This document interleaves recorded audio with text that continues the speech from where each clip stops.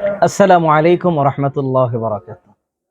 আজকের ভিডিওটি তাদের জন্য যারা দাঁড়িয়ে দাঁড়িয়ে পানি পান করেন।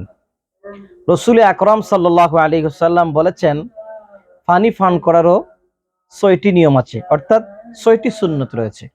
তোর মধ্যে ১ নাম্বার হচ্ছে বসে বসে পানি পান করা। আমরা কিন্তু অনেক সময় তাড়াহুড়ায় বা বিভিন্ন কাজের ব্যস্ততার কারণে আমরা দাঁড়িয়ে কিন্তু আমরা পানি পান করি। রাসূল করিম সাল্লাল্লাহু আলাইহি সাল্লাম বলেছেন, দাঁড়িয়ে পানি পান করলে অথবা হেঁটে পানি পান করলে শ্বাসনালীতে পানি প্রবেশ করার সম্ভাবনা রয়েছে।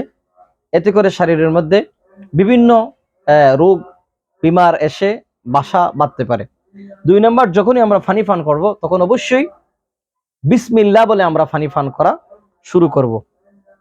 ৩ নম্বর হচ্ছে, আমরা যখন পানি পান করি ডান হাত দিয়ে পানি পান করব, আমরা কোনোভাবে যেন বাম হাতে যেন আমরা পানি পান না করি। কেননা আল্লাহর হাবিব সাল্লাল্লাহু আলাইহি সাল্লাম বলেছেন, বাম হাতে পানি পান করা এটা হচ্ছে শয়তানের কাজ।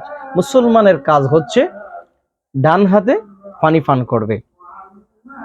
৪ নম্বর হচ্ছে ৩ শ্বাসে পানি পান করবে, অর্থাৎ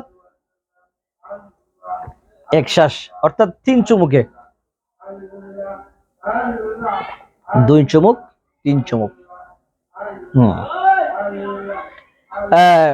পঞ্চম নাম্বার হচ্ছে, যখন পানি পান করবে কোনোভাবেই যেন গ্লাসের মধ্যে যেন নিঃশ্বাস না পড়ে। ৬ নাম্বার হচ্ছে আলহামদুলিল্লাহ বলবে, অর্থাৎ পানি পান করার পর আলহামদুলিল্লাহ। পানি পান করার শুরুতে অবশ্যই বিসমিল্লাহ এবং পানি পান করা শেষ হলে অবশ্যই আলহামদুলিল্লাহ, এবং ডান হাত দিয়ে পানি পান করবে এবং ৩ চুমুকে পানি পান করবে এবং বসে বসে পানি পান করবে। শুরুতে বিসমিল্লাহ এবং শেষে আলহামদুলিল্লাহ।